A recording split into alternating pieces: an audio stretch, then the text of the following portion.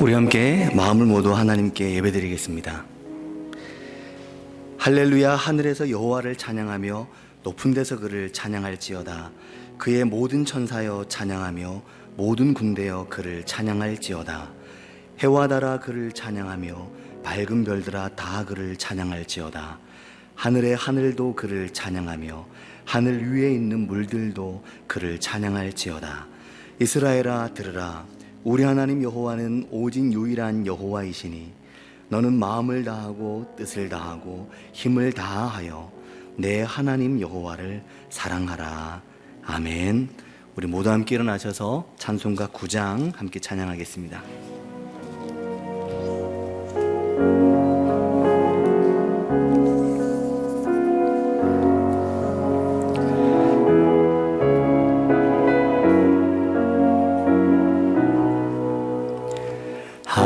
하늘에 가득한 영광의 하나님, 온 땅에 충만한 존귀하신 하나님, 생명과 빛으로 지혜와 권능으로 언제나 우리를 지키시는 하나님,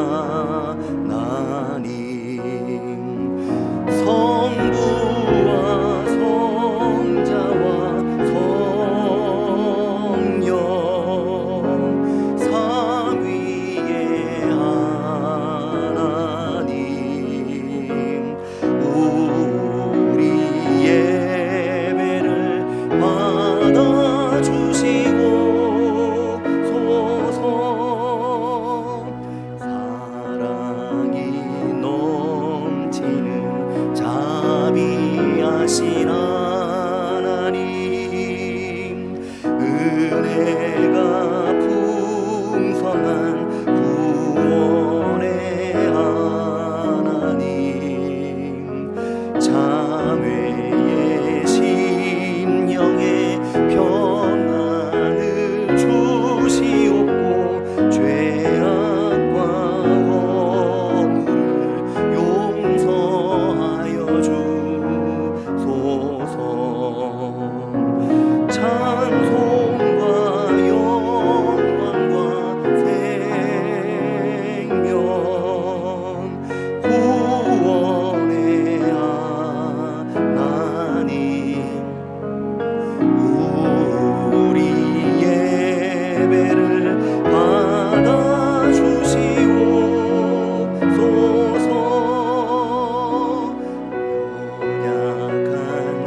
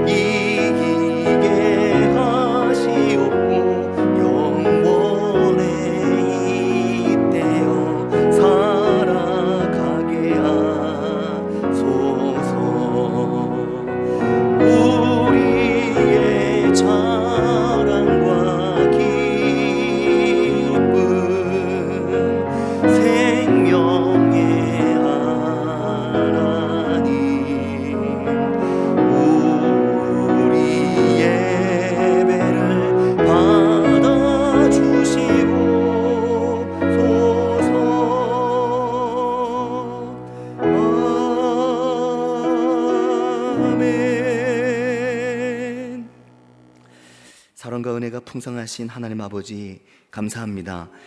길고 긴 장마가 서서히 끝나는 것 같음을 느끼고 많은 이들이 고통을 받고 또 회복과 다시 일어나기에 많은 시간이 걸리겠지만 폭우가 그치고 장마가 그치며 또 한 걸음 앞으로 나아갈 수 있게 하심을 주님 감사합니다.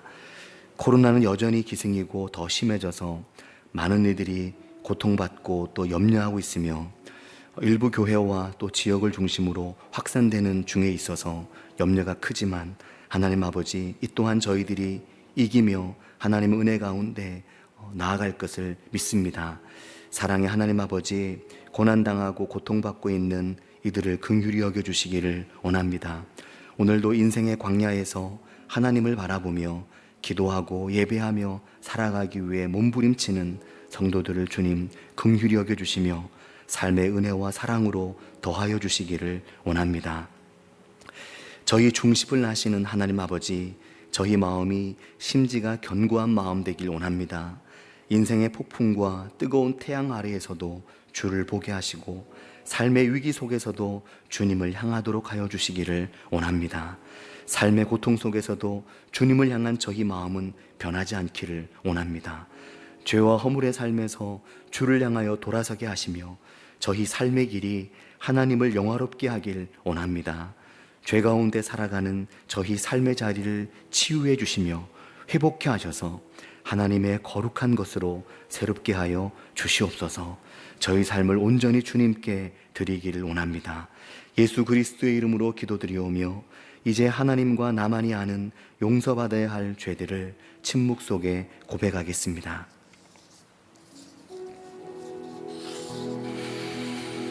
아버지,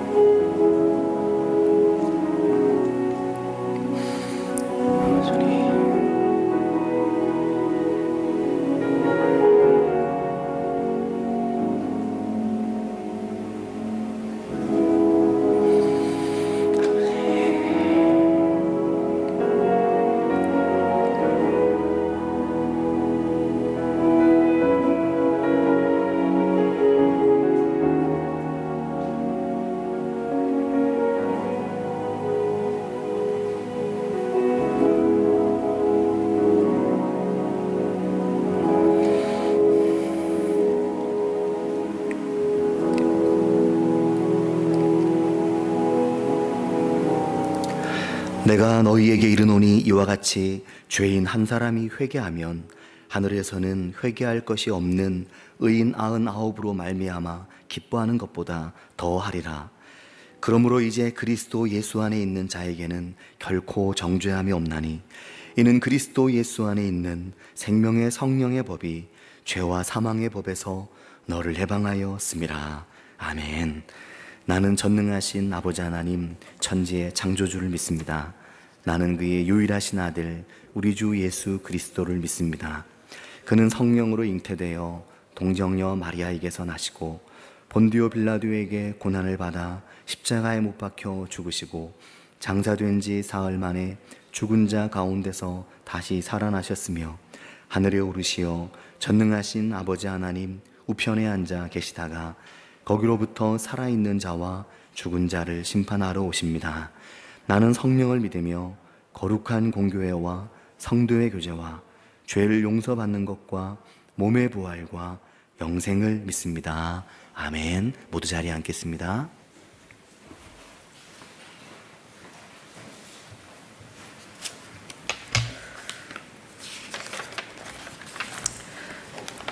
오늘도 우리를 긍휼히 여기신 하나님 아버지, 당신을 찬양합니다. 지금 이 시간 우리의 주인 되시는 오직 하나님 한 분만을 높여드리길 원합니다. 아버지, 우리가 살아 숨쉬는 하루하루가 오직 주님 손에 있습니다. 우리의 삶이 하나님 보시기에 아름답고 기쁜 삶이 되기를 원합니다. 주님, 그러나 우리는 지금 불안과 공포의 시대를 지나고 있습니다. 코로나19의 확산세가 급증하여 사회적 우울감이 지속되고 있습니다. 서로에 대한 비난과 의심이 가득하고 불안함 속에 하루하루 외줄타기 하는 듯한 일상이 이어지고 있습니다. 주님, 이런 때에 우리는 주의 자녀로서 어떻게 살아야 하는지 고민합니다. 교회와 기독교인들을 향한 세상의 비난과 화살이 쏟아지는 세상 속에서 마음을 다잡기 버거울 때도 있습니다.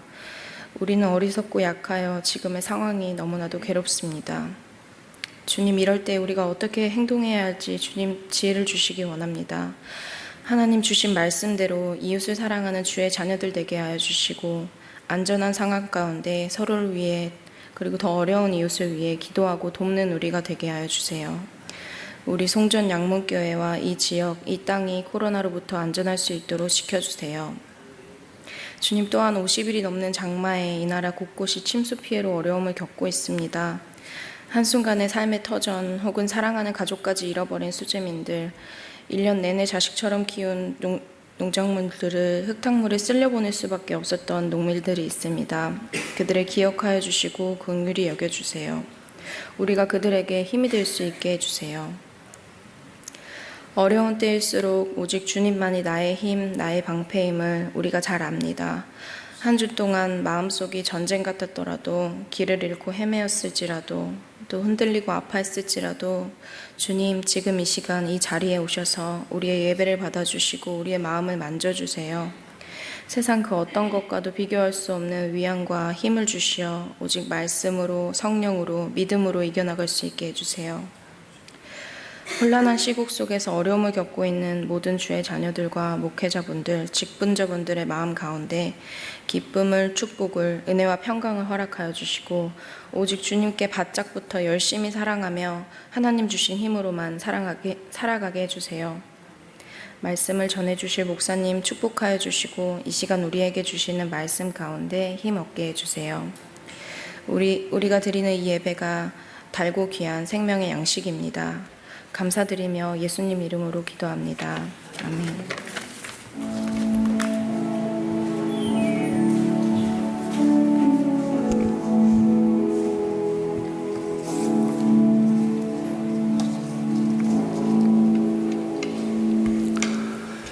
교회 소식을 전하겠습니다. 오늘은 오순절 후 11번째 주일입니다.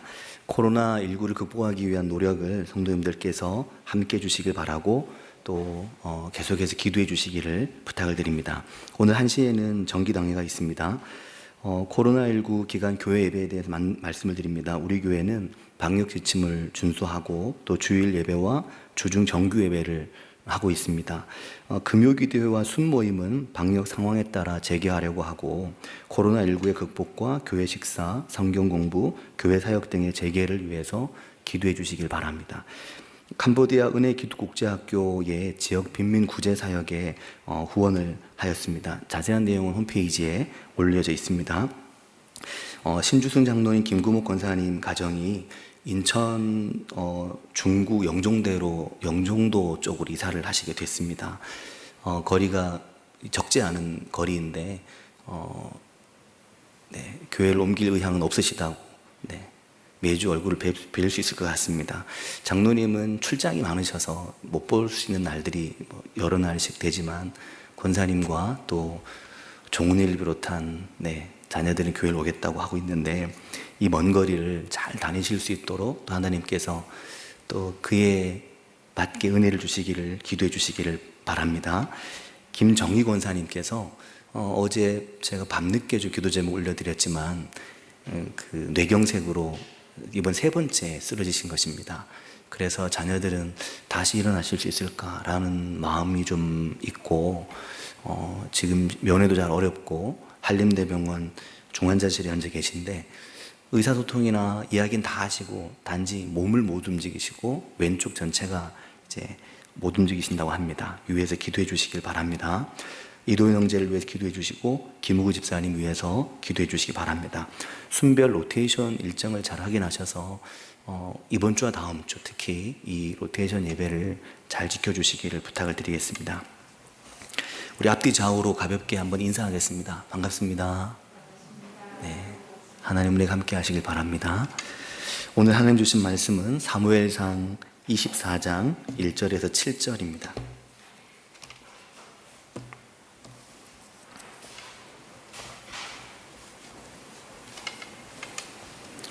우리 하나님의 말씀을 함께 읽겠습니다. 사울이 블레셋 사람을 쫓다가 돌아오매 어떤 사람이 그에게 말하여 이르되 보소서 다윗이 엔게디 광야에 있더이다 하니 사울이 온 이스라엘에게 택한 사람 3,000명을 거느리고 다윗과 그의 사람들을 찾으러 들염소 바위로 갈새 길가 양의 우리에 이른즉 굴이 있는지라 사울이 뒤를 보러 들어가니라 다윗과 그의 사람들이 그 굴 깊은 곳에 있더니 다윗의 사람들이 이르되 보소서 여호와께서 당신에게 이르시기를 내가 원수를 내 손에 넘기리니 내 생각에 좋은 대로 그에게 행하라 하시더니 이것이 그날이니이다 하니 다윗이 일어나서 사울의 겉옷자락을 가만히 베니라.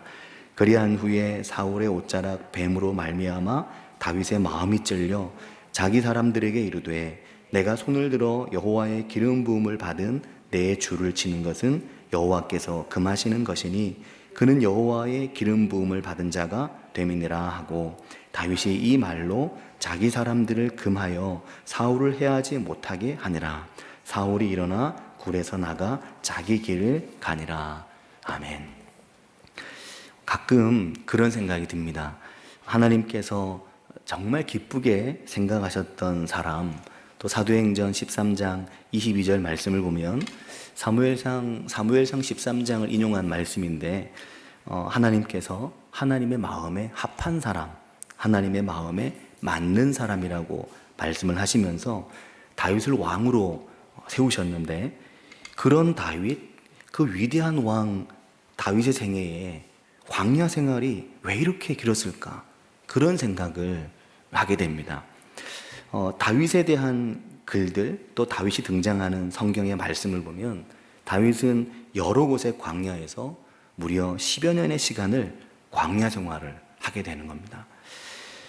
다윗과 같은 위대한 왕에게 하루빨리 어떻게 보면 정권을 넘기고 그가 이 나라를 잘 다스리는 것이 더 이득이 아닌가라는 생각이 들 정도로 다윗의 광야 생활은 매우 길었습니다. 왜 다윗의 광야 생활이 이렇게 길었을까? 이런 궁금증이 생기는 거죠. 그런데 또 우리가 생각해 보면 이런 광야 생활이 비단 다윗뿐만은 아닙니다. 오늘 우리의 삶에도 다윗과 같은 이런 광야와 같은 삶의 여정이 얼마나 많이 있는지 모릅니다. 오늘 우리가 힘들고 어려운 삶의 길을 걸어가고 해결되지 않고 풀리지 않는 인생의 문제와 싸우면서 살아가는 우리들의 삶의 자리가 곧 광야가 아닙니까? 오늘 우리가 그 광야의 한가운데서 살아가고 있는 겁니다. 코로나와 싸우고 폭우와 싸우고 내 삶의 여러 가지 일들과 싸우면서 오늘 이 자리에 우리가 있는데 바로 우리의 삶의 자리도 사실 다윗의 광야 생활과 비슷한 그런 광야와 같은 삶을 우리가 살아가고 있습니다. 다윗의 생애에서 광야는 비단 사울을 피해 다닐 때뿐 아니라 그렇게 보면 그의 삶 전체에 걸쳐서 다윗은 광야와 같은 삶을 살아갔다라고 말할 수 있습니다. 다윗은 수많은 전쟁을 치르고 또 그의 생애 후반에도 평안할 날이 거의 없이 전장에서 많은 시간을 보낸 왕이었습니다. 그러나 다윗의 삶에 있어서 자기를 죽이기 위해 혈안이 되어 있었던 사울을 피해 다녀야 했던 처음 그 10여 년의 광야 생활이 그의 삶의 가장 인상적인 광야 생활이 될 것입니다.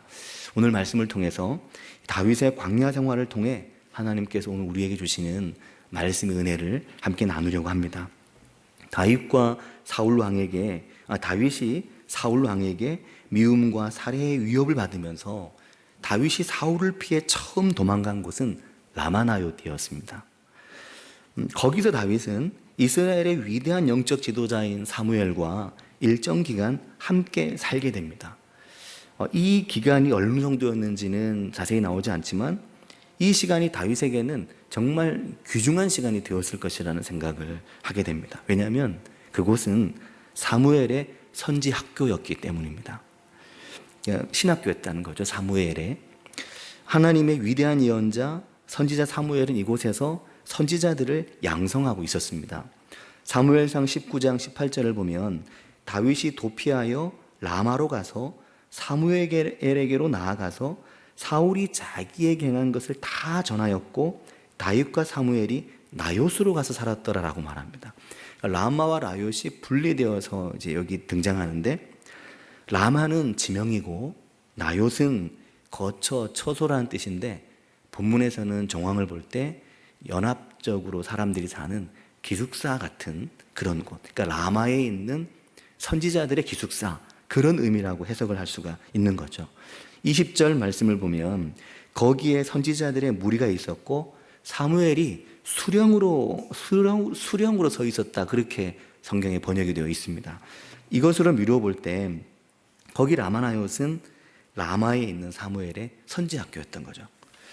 그리고 다윗은 그 후에 사울이 자신을 죽이려고 한다는 것을 정확하게 확인하고 이 사울 왕이 정말 나를 이제 죽이려고 하는구나, 내가 사울 곁에 있을 수 있는 게 아니구나 라는 것을 확신하게 됐을 때 본격적으로 사울을 피한 도피 생활을 시작하게 되는데, 다윗이 그렇게 도피한 곳은 바로 놉이었습니다. 놉은 제사장들의 성읍이었습니다. 공통점이 있죠. 그러니까 다윗은 처음 사울이 자신을 죽이려고 했을 때는 라마의 사무엘과 선지자들의 학교로 피신했었고, 그때까지만 해도 아직 사울과 완전히 등을 진 건 아니었습니다.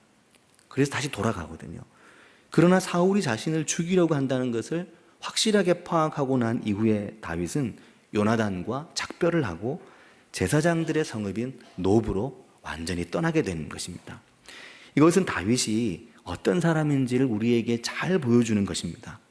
다윗은 선지자 사무엘에 있는 라마의 선지학교로, 그리고 그 후에는 제사장들이 모여 살고 있는 놉으로 피신을 했다 하는 겁니다. 이 두 곳은 사무엘과 당시 제사장들이 거주하는 마을이었던 것이죠. 그리고 그곳에는 또 이 놉에는 대제사장 아히멜렉이 거기에 있었습니다. 그리고 다른 많은 제사장들도 그 제사장들의 마을에 함께 살고 있었죠. 사랑하는 여러분, 다윗은 매우 막막했을 것입니다. 이 사울을 피해 어디로 이 좁은 땅에서 도망을 가나, 어디로 가야 될지, 또 앞으로 자기가 어떻게 해야 될지에 대한 큰 고민이 다윗에게 있었을 겁니다. 이때 다윗은 사무엘과 제사장 아히멜렉이 있는 곳으로 도피함으로 그는 삶의 위기 속에서 하나님의 사람들을 찾아가고 있다는 것을 볼 수 있는 거죠. 사랑하는 여러분, 우리가 삶의 위기가 있고 어려움이 있을 때 지난번에도 말씀을 드렸지만 다윗과 같이 목회자를 찾고 신실한 믿음의 지체들을 찾아가는 그런 은혜가 우리에게 있기를 바랍니다. 그것이 유익합니다. 믿음이 신실한 사람들의 특징은 외롭고 힘들 때, 앞길이 보이지 않을 때, 답답할 때, 그럴 때 하나님을 찾는다 하는 겁니다. 그러나 믿음이 약하면 어려운 일을 만나게 될 때 다른 방법을 찾습니다. 목회자를 찾아간다고 해결책이 뚝딱 나오는 것이 아님에도 불구하고 그렇게 하는 거죠. 하나님의 사람들을, 목회자들을, 또 믿음이 신실한 지체들을 찾습니다. 그들과 대화하고 기도를 요청하는 거죠. 그것이 유익합니다. 내 문제가 누구의 문제냐면 내 문제는 곧 하나님의 문제이고 하나님이 중요하게 생각하시는 것이기 때문에 그렇게 하는 겁니다. C.S. 루이스가 이런 말을 했습니다. 마귀는 하나님의 백성이 주님 어찌하여 이런 일을 내게 허락하셨습니까? 이렇게 하소연하고 괴로워하면서도 여전히 하나님을 신뢰하고 하나님 앞에 나아갈 때 가장 두려워한다. 그렇게 얘기를 했습니다. 그 말은 하나님을 향해 원망을 하고 하나님에게 서운함이 마음에 가득할 때에도 하나님을 찾고 하나님에게로 움직이는 발걸음을 마귀는 두려워한다라는 거죠. 해결되지 않는 인생의 문제와 싸울 때 하나님이 원망이 되고 밉고 서운하고 너무 답답하고 막막하고 무엇보다 왜 하나님께서 나를 이런 상황에 처하게 하시는지 이해할 수 없고 괴로울 때, 그래서 마음이 힘들고 마음에 심지어 의심의 바람마저 거세게 일어난다고 해도 여전히 하나님 앞에 나아가서 하나님께 묻고 기도할 때 마귀는 두려워 떨고 하나님은 기뻐하신다. 이게 C.S. 루이스의 말입니다. 그러나 삶의 문제, 아픔 속에서도, 그렇기 때문에 삶의 문제와 아픔 속에서도 하나님을 붙들어야 됩니다. 인생의 막막함 속에서 하나님을 붙들고 씨름하는 야곱과 같이 살아간 은혜가 우리에게 있길 바랍니다. 그 믿음의 싸움이 우리의 믿음을 견고하게 합니다. 시편 146편 5절에 야곱의 하나님을 자기의 도움으로 삼으며 여호와 자기 하나님에게 자기의 소망을 두는 자는 복이 있도다 라고 말씀합니다. 힘들고 어려운 환난 중에 그 마음을 하나님께 두고 하나님을 향하여 움직이는 사람이 복되다는 거죠. 사울을 피해 도망을 가야 되는 이 도피 생활이 시작되는 다윗이 처음 도피한 두 곳이 사무엘과 아히멜렉 대제사장이 있는 곳이었다는 것은 이것을 우리에게 잘 보여주는 것입니다. 이렇게 피신했던 다윗은 그때부터 여러 곳으로 피신을 이제 하는 겁니다. 이게 이제 10년의 세월을 광야 생활을 시작하는 건데, 광야의 요새, 10광야와 산골 곳곳으로 사울이 이 다윗을 쫓아다니고 다윗은 도망을 다닙니다. 10광야의 수풀과 광야 남쪽의 마온 광야와 아라바와 여러 곳으로 도망을 다니다가 다윗이 숨어 들어간 곳이 하나 있는데 그곳이 바로 오늘 본문의 배경이 되는 엔게디라고 하는 곳입니다. 오늘 본문의 엔게디 광야, 이 엔게디라고 하는 말의 뜻은 염소의 샘이라고 하는 뜻인데, 왜냐하면 이 엔게디 광야 깊숙한 광야의 입구에 사해가 있었고 그쪽에는 아마 그 차가운 사해만이 아니라 샘들이 많이 있었던 것으로 보입니다. 그래서 엔게디, 이제 염소의 샘이라고 하는 지명이 붙었는데, 큰 바위들이 많은 산악지대이고 이 깊숙한 협곡이 있는 곳으로, 협곡의 이 계곡의 높이가 무려 600m나 되는 곳들이 있을 만큼 아주 깊고 아주 험준하고 험악하고 황량한 그런 지역이었습니다. 그래서 이 안에 온갖 그 하이에나와 도마뱀들, 대머리 독수리들이 즐비하게 살아가는 것이 그 황량한 이 엔게디 골짜기 아니었죠. 저는 정말 이 엔게디 광야와 같은 곳에 가서 며칠을 보내보고 싶은 마음이 있습니다. 이곳에 가서 며칠을 보내면서 다윗의 10년에 비할 건 아니지만 며칠을 보내면서 이 광야 생활은 어떻게 다윗으로 하여금 그 많은 시편을 쓰게 하고 하나님을 경험하게 하였을까, 이걸 느껴보고 싶은 거죠. 그러다 보니까 이 절벽과 동굴이 많아서 이 엔게디 광야는 많은 은신처가 있고 도망가 숨기에는 최적의 장소가 되는 곳이었습니다. 숨어버리면 찾을 수 없는 곳이었죠. 그런데 다윗이 숨어 있었던 이 엔게디 광야, 그 엔게디 광야 속에 들어가서 숨어 있었는데 사울이 이 다윗을 추격하겠다고 3,000명의 군사를 이끌고 이 엔게디 광야로 들어오게 된 것입니다. 그리고 그 엔게디 광야에서도 다윗과 그의 사람들이 은신해 있는 그 엔게디 광야의 수많은 굴 중에서 다윗이 은신해 있는 그 굴 속으로 정확하게 이 사울이 들어오게 된 거죠. 근데 군사들은 밖에 있고 사울만 그 굴 안으로 들어왔는데, 그곳이 들염소 바위라고 하는 이제 바위였습니다. 근데 그곳에 이 사울이 왜 들어왔냐면 용변을 보러 들어온 거죠. 작은 게 아니라 큰 걸 보러 들어온 겁니다. 본문의 3절 중간에 보면, 24장 3절 중간에 보면 사울이 뒤를 보러 들어가니라 라고 말했는데 용변을 보러 들어간 거였습니다. 개역 한글 예전 성경에는 발을 가리우러 들어갔다, 그렇게 되어 있습니다. 사울은 급히 용변을 보러 엔게디 광야의 한 굴로 들어갔는데 거기가 다윗과 그와 함께한 사람들이 숨어 있는 곳이었죠. 여러분, 이런 기회가 또 어디에 있겠습니까? 그의 도망자 생활을, 다윗의 이 도망자 생활을 청산할 수 있는 기회가 갑자기 나타난 겁니다. 다윗의 사람들이 다윗에게 뭐라고 말했냐면, 여호와께서 당신에게 이르시기를 내가 원수를 너의 손에 넘기리니 내 생각에 좋은 대로 그에게 행하라 라고 말씀하셨는데 오늘이 그날입니다. 죽이십시오. 죽여도 됩니다. 하나님의 뜻입니다 라고 말하는 거였습니다. 그렇게 할 수도 있었겠죠? 그런데 다윗은 사울 왕을 죽이지 않습니다. 다윗은 사람들이 말하는 대로 다윗을 죽이지 않고 4절 뒷부분을 보면 다윗이 일어나서 사울의 겉옷자락을, 깜깜하고 사울도 용병 도는 중이라 아마 그랬겠죠? 사울의 겉옷자락을 가만히 베니라, 그렇게 말씀하고 있습니다. 모든 사람들이 자기 눈에 보이는 대로 판단하고 자기 생각을 따라 살아갈 때, 그러니까 내 생각에 좋은 대로 예전 개역 한글에는 소견에 좋은 대로 하라고 다윗에게 말하거든요. 다윗은 사무엘상 24장 12절을 보면 여호와께서 나와 왕 사이를 판단하사 여호와께서 나를 위하여 왕에게 보복하시려니와 내 손으로는 왕을 해하지 않겠나이다, 이렇게 말합니다. 다윗은 모든 사람들이 소견에 좋은 대로 살아가는 그때 다윗은 자기 생각을 따라 하지 않았다라는 겁니다. 다윗은 보복을 하나님께 완전히 맡기는 거죠. 그리고 자기 손으로는 왕을 해야 하지 않겠다고 말합니다. 사실 생각해 보면 굉장히 우스꽝스러운 상황입니다. 다윗을 죽이겠다고 그렇게 혈안이 되어서 쫓아다니던 사울 왕인데 지금 다윗과 그의 사람들 앞에 쭈그리고 앉아서 용변을 보고 있는 거죠. 다윗은 그런 사울을 단칼에 죽일 수 있었지만 그렇게 하지 않은 것입니다. 그 기회의 순간에 다윗은 처량하게 쭈그리고 앉아있는 사울의 그 뒷모습에서 사무엘상 24장 10절을 보면 사람들은 나를 권하여 왕을 죽이라 하였으나 내게 왕을 아끼는 마음이 있었고라고 말합니다. 자기를 죽이려고 하는 그 사울을 아끼는 마음이 그때 다윗에게 일어났다라는 거죠. 그래서 내 손을 들어 내 주를 해하지 아니하리니 당신은 여호와의 기름 부음을 받은 자이기 때문입니다. 이 이야기를 다윗이 하는 겁니다.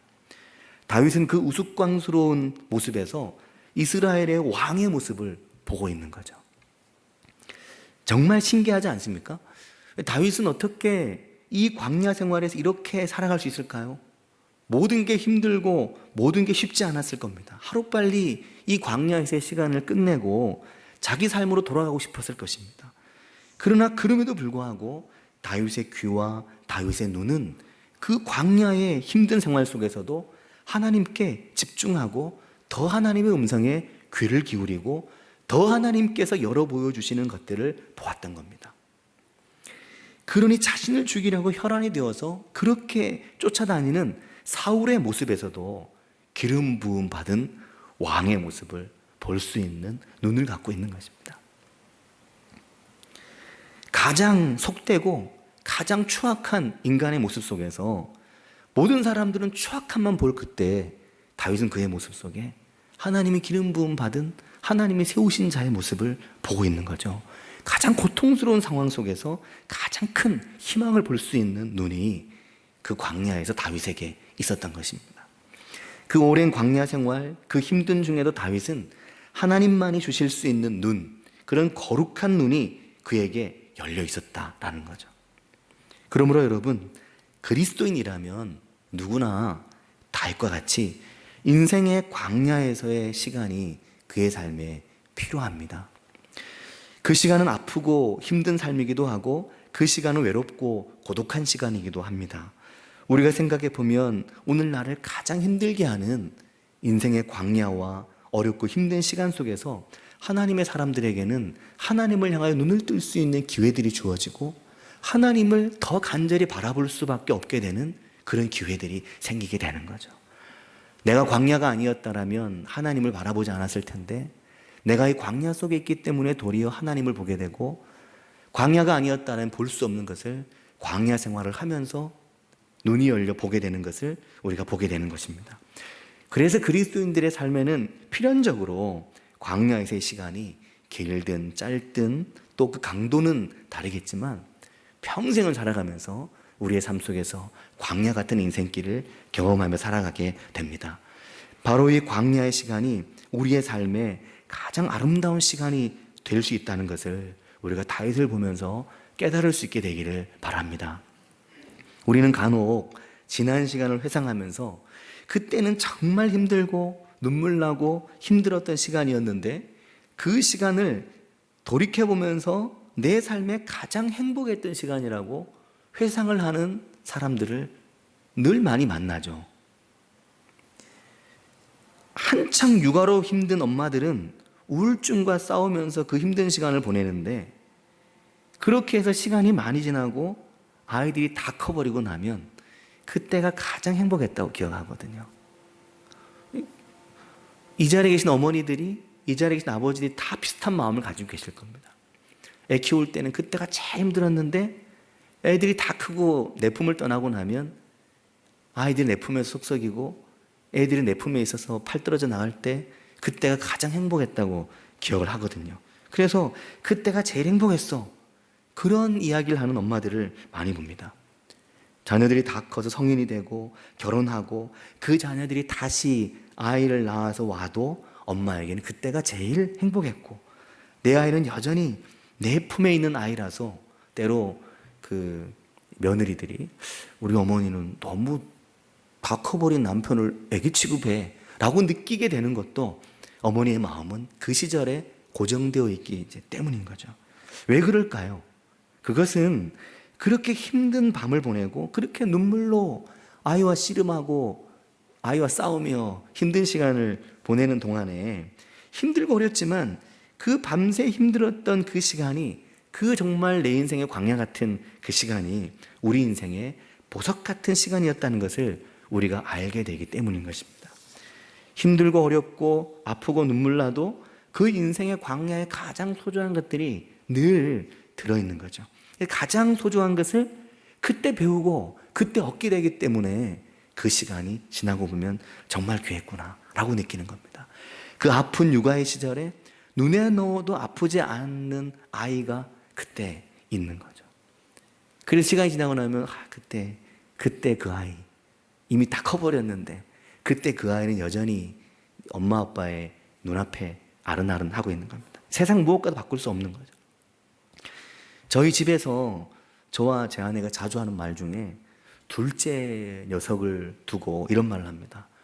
우리 착하고 예쁘던 별이는 139동에서 사라졌다. 이게 무슨 말인지 선뜻 안 다가오실 수 있는데, 저희가 이전 교회에서 부교육자 생활을 할 때 처음 사택이 139동이었는데 그때 둘째가, 지금 6학년인데 그 둘째가 6살이었습니다. 지금도 작지만, 물론 덩치는 엄청 커졌지만 지금도 작지만 그때는 정말 작았거든요. 6살인데 뭐 4살 취급받고 그랬습니다.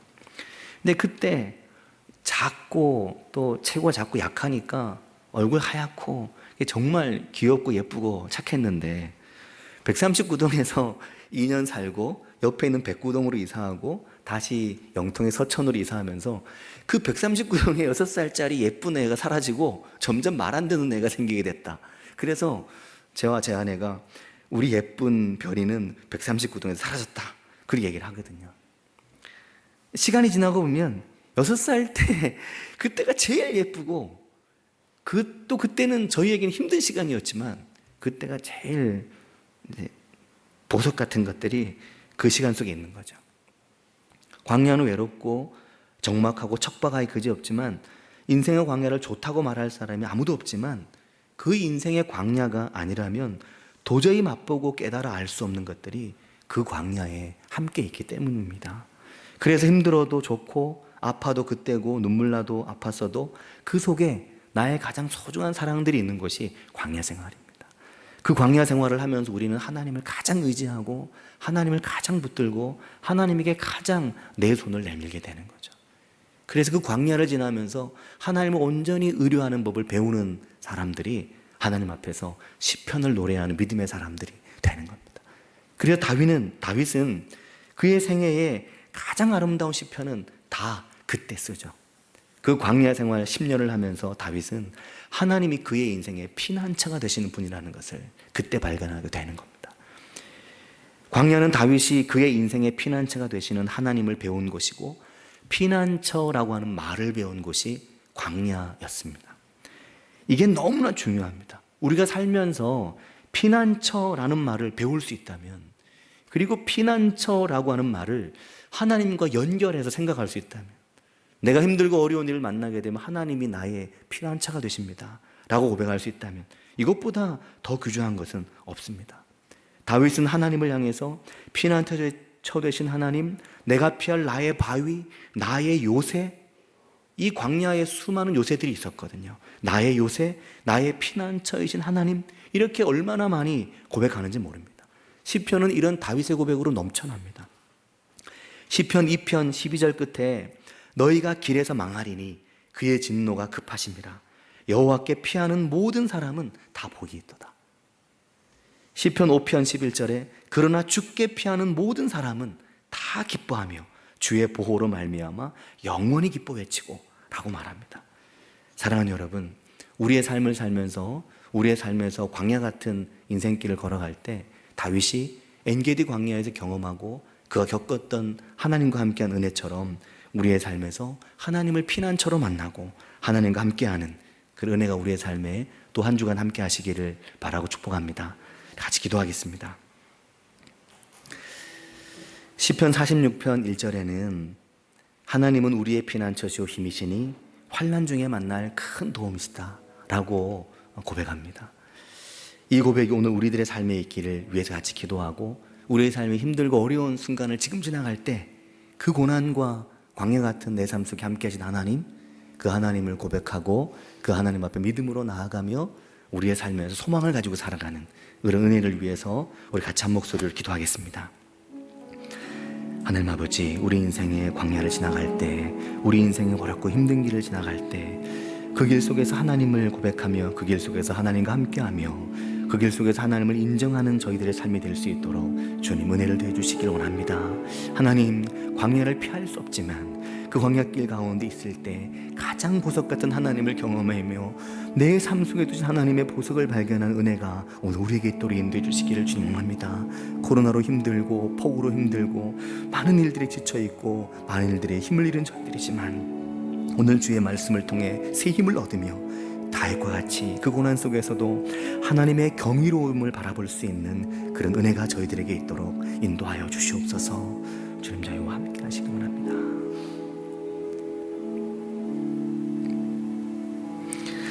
하나님 아버지, 은혜와 사랑을 감사드립니다.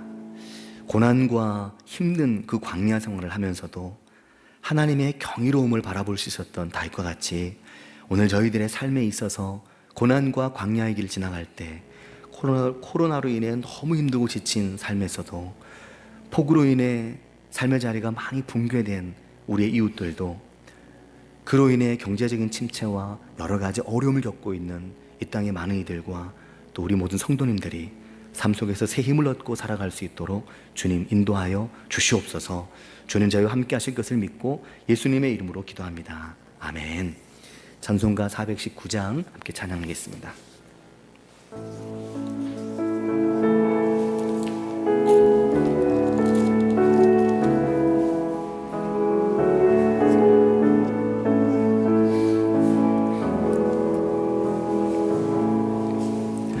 주 날개 밑 내가 편안히 쉬네. 밤 깊고 비바람 불어쳐도 아버지께서 날 지켜주시니 거기서 평안히 쉬리로다. 주 날개 밑 평안하다. 그 사랑 끊을 자 뛰뇨. 주 날개 밑 내 쉬는 영혼 영원히 거기서 살림.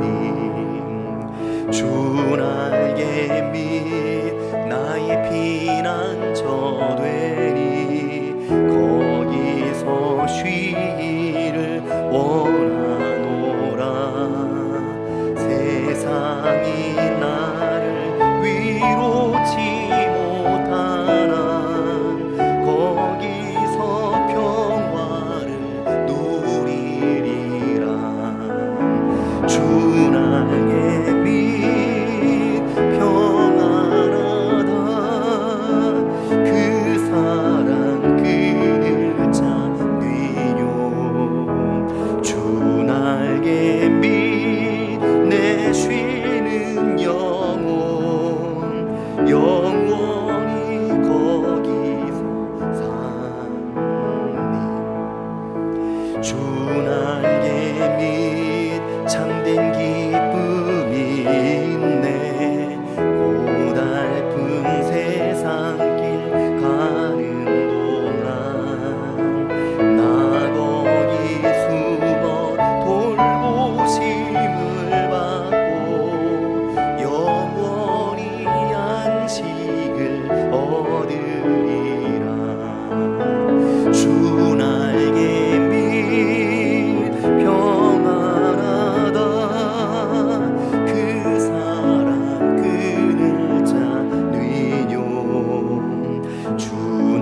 주의 빛내 쉬는 영혼이